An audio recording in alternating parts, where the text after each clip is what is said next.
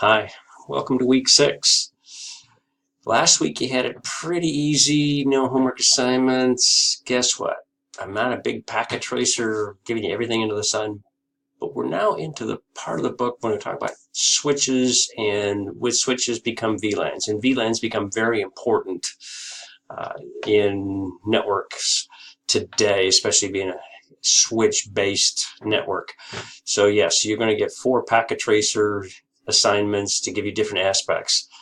If you need a little refresher on how to set up VLANs, you could just peruse at least maybe Packet Tracer Lab 6115 and maybe 6127.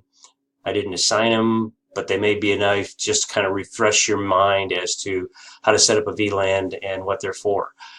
So you got 4 packet tracers, reflection journal, and of course, Chapter 6 exam.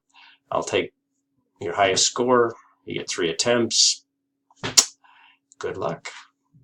Talk to you later. Bye-bye.